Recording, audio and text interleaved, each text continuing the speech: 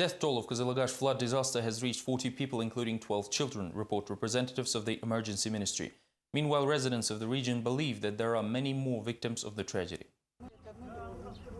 On the day of the tragedy in the village Kazilagash, Korkem Sultangazieva lost her family members. Her mother, brother and niece were sleeping when the 3-meter wave crashed through their house, destroying walls and windows. The bodies of Korkem relatives were found several kilometers away from the village only 2 days later. Korkem has no time to mourn her loss. She needs to collect a lot of documents to obtain compensation from the state. Now they say that we must prove that we were family. I do not know how to begin all of this.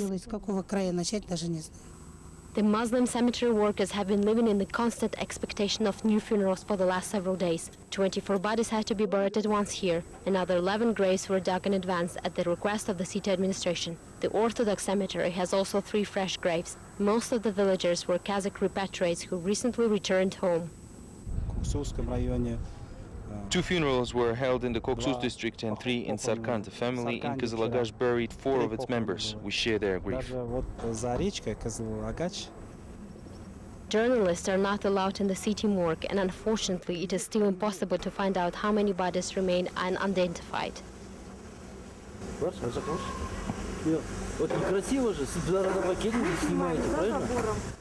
The bus with 50 or 60 people inside was driving back from Semipalatinsk and was hit by the wave. Some say 26 people died there. Village administrators Zhunusov and Yesetov are to blame for all this.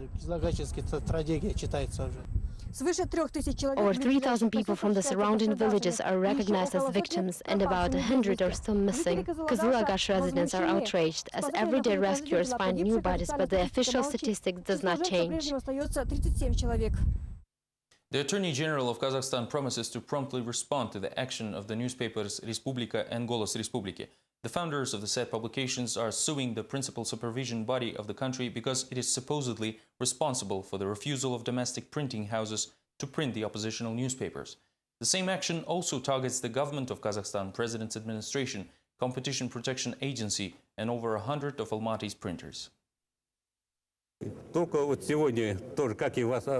I have just learned about the statement from the media today. As soon as I get the copies, I will start investigating. Meanwhile, a new resident trial could soon be reviewed by Almaty's authorities. On Thursday, residents of the city's suburbs complained to the prosecutor about the fight between the squatters of the Alatau district and the mobile demolition team, which left several injured people, including a pregnant woman.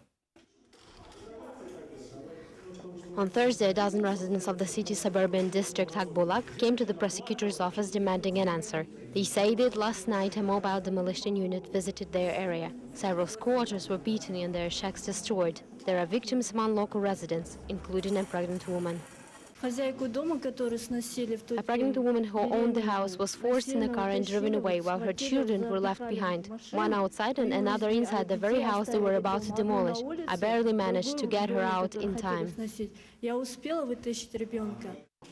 Neither the prosecutor nor his deputy met with Akbulak residents, who waited for the officials for an hour in the hall. Only the head of the investigation department, Madyar Bashibayev, agreed to talk with the people.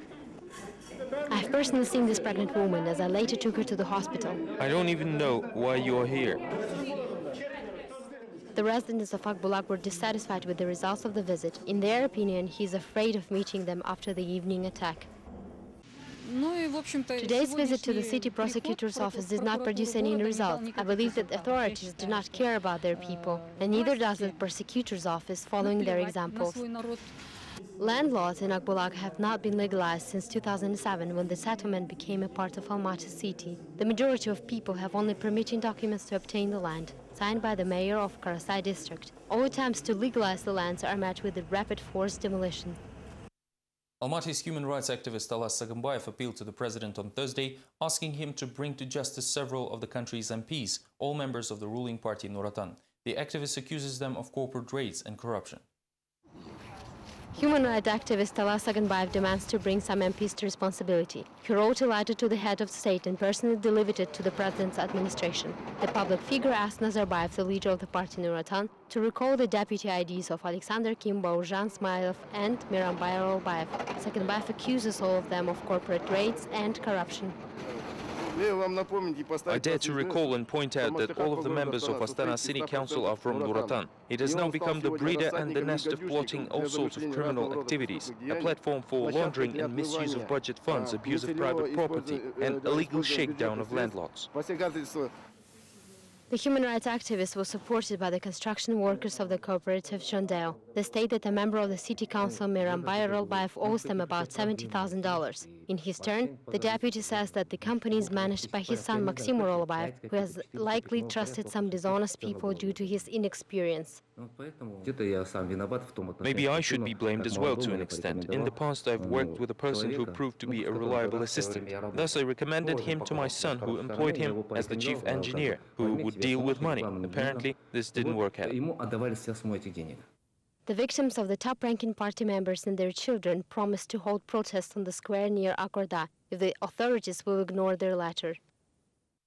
These were all the latest updates from Kazakhstan. Thank you for being with us, and goodbye.